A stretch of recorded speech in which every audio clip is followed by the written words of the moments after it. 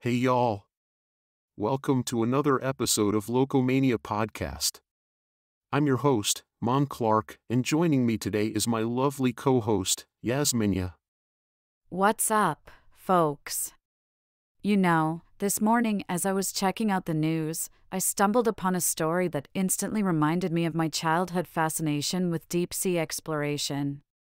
And guess what? We have a super interesting and timely topic to discuss today, and we're lucky to have with us Stuffy Pillows, Professor of Marine Robotics at the University of Sydney. Welcome to the show, Professor. Thanks for having me. It's a pleasure to be here. Professor Pillows, I've always been intrigued by the mysteries of the ocean. In fact, did you know that we've explored less than 5% of the Earth's oceans? And here's another fun fact: the pressure at the deepest part of the ocean can be over 1,000 times the pressure at sea level.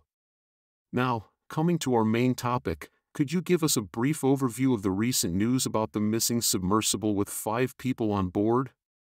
Sure thing. The Titan submersible, owned by OceanGate Expeditions, went missing during a dive mission to the Titanic shipwreck. The crew includes the CEO of OceanGate Expeditions, a British billionaire adventurer, a French diver and explorer, and a father and son from Pakistan. Rescuers are racing against time, as the crew's oxygen reserves may have already been exhausted. How terrifying. What do experts think could have happened to the submersible and its passengers? There are 3 likely scenarios. First, the Titan may have suffered a catastrophic failure, such as a leak, power failure, or even a small fire that compromised its systems.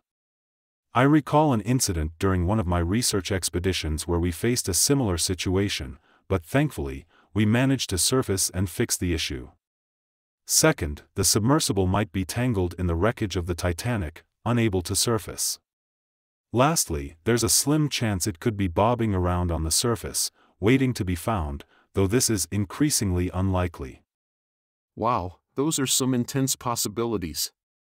Professor, what kind of challenges do the rescuers face in this situation? Well, the depth of the ocean where the Titan went missing poses a significant challenge. Few vessels can reach those depths, and divers certainly can't. Additionally, locating the submersible, even if it's on the surface, is a daunting task. The U.S. Coast Guard has already searched an area the size of Connecticut without success.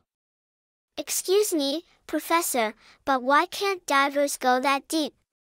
Is it too dark or something? That's a great question, Christina. The primary reason is the immense pressure at those depths. Human divers can only withstand a certain amount of pressure, and going beyond that limit can be fatal. It's also true that light doesn't penetrate very deep, making it incredibly dark and challenging to navigate. Professor, there's been a lot of debate about whether these deep-sea expeditions, especially to the Titanic, are ethical or not. What's your take on this? That's a controversial question, Yasminya. On one hand, exploring the Titanic and other shipwrecks can provide valuable historical and scientific insights. On the other hand, there are concerns about disturbing the final resting place of those who perished in the tragedy. It's essential to strike a balance between research and respecting the sanctity of these sites. But isn't it true that some people are just exploiting the Titanic wreck for profit and fame? While there might be some instances of that, it's important to differentiate between responsible exploration and exploitation. Many researchers and organizations follow strict guidelines to ensure that their work is respectful and contributes to our understanding of the past.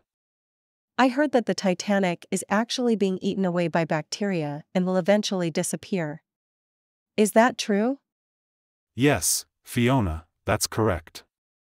There's a specific type of bacteria that's consuming the iron in the Titanic's hull. Scientists estimate that the wreck could be gone within a few decades due to this process. That's fascinating and sad at the same time. Now, getting back to the missing submersible, what are the chances of finding the Titan and rescuing the crew? It's difficult to say for sure. As time goes on, the chances of finding the submersible and its passengers alive decrease. However, the search will continue, and we have to remain hopeful that a breakthrough will happen. Thank you, Professor, for sharing your insights with us today. To our awesome audience, we hope you've enjoyed this deep dive into the mysteries of the ocean and the challenges of submersible search and rescue. Remember to smash that like button, subscribe to the channel, and share the content with your friends. Catch y'all next time, folks. Goodbye.